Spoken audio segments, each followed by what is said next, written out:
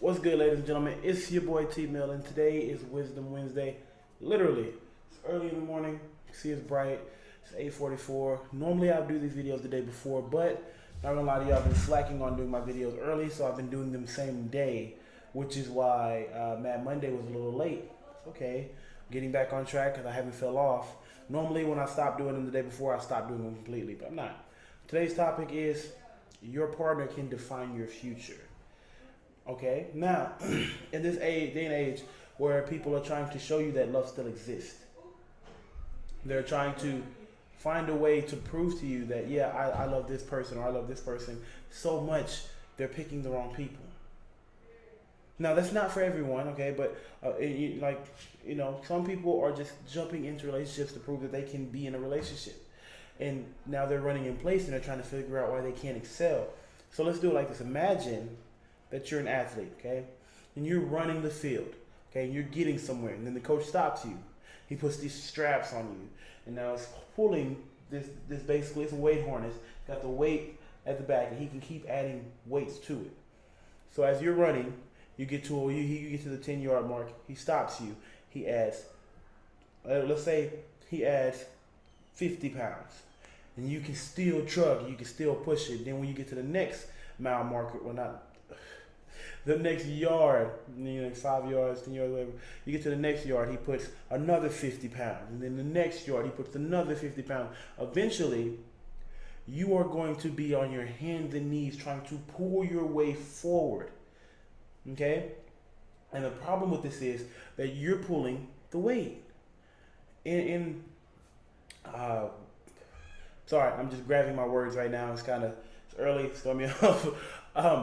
I was raised to where we don't do 50-50. And immediately when you say that it's not 50-50, people will be like, oh, well, you're doing everything. No, I want 100%. 100% on both sides, okay? The reason I say that is because if I give you a $100 bill, but then I rip it in half and only give you half of that $100 bill, can you spend that $100 bill? No. No, you can't, because you need the whole bill. They're not going to take that as a monetary note because of the fact that it's ripped in half. You don't have the other half. Somebody else does. And to avoid them spending $100 and you spending $100 because you both have two different ends of the ripped bill, can't. So if you put them together and you have the whole 100, it's good. Okay. So if I'm putting 100, I need another 100. That means we should have 200% going in. And that's the problem. People don't see that. They're too busy hooked on looks or emotions, and don't get me wrong. I guess I'm probably the worst person to ask about emotions because I don't really understand a lot of it sometimes. I'm not gonna lie to you, I'm an emotional wreck because I don't deal well with emotions. So I'm not, probably not the guy you should ask about that. But it makes a lot of sense when you think about it, doesn't it? That if you're doing all the work, what's your partner doing? Right now, what are you doing? If you're going to work this morning, then you're excelling. Is your partner going to work? If not, if they're staying at home, what are they doing at the house? Are they making sure everything is taken care of there since you're taking care of everything else?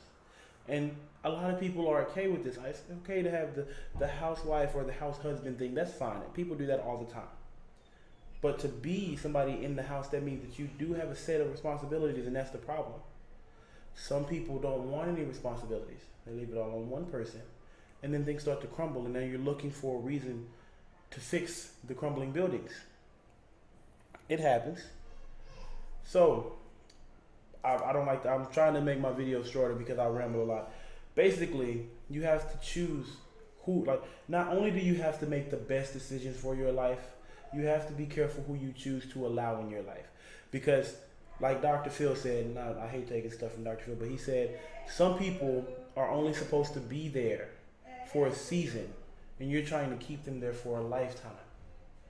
You have to realize that there are seasonal people. Maybe this person is only supposed to be here for the spring. Maybe this person is only supposed to be here for the fall or the summer or the winter. You're only supposed to be with them for a year because it's going to teach you a lesson so that you know how to be better. Now, that doesn't mean that if you walk away, you can't come back, because sometimes it takes that separation so that both people can learn more about themselves before they can come back to create an empire, basically, a cohesive unit.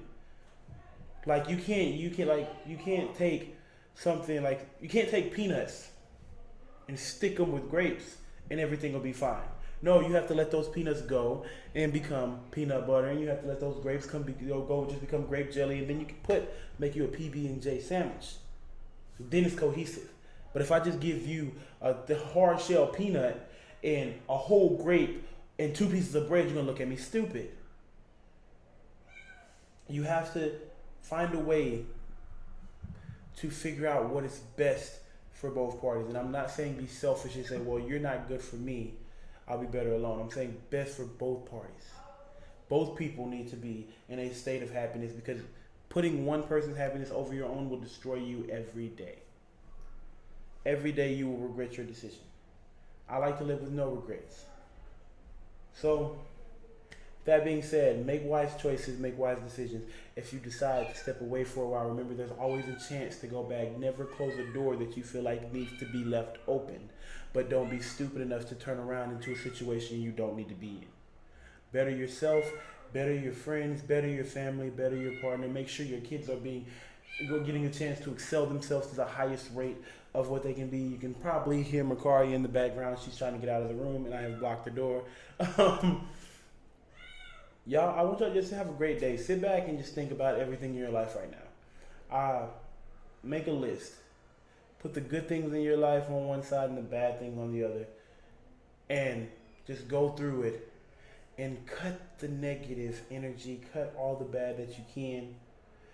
Or if it's in the bad pile and you see some good in it and you can move it to the good side by making effort, move forward at that.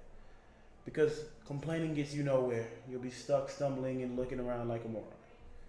But at the same time, just because it's a complaint right now doesn't mean it can't be used as motivation later. This has been your boy T-Mill. This is Wisdom Wednesday. I'm hoping y'all having a beautiful day. I was supposed to be at work today, but it was my day off. I'll go tomorrow and make it up because I overslept. These things happen. Y'all stay up there. Y'all stay beautiful. Y'all stay motivated. And remember, if you don't believe it, if you don't believe that anyone else is rooting for you, I'm rooting for you. I believe in you. I'm out.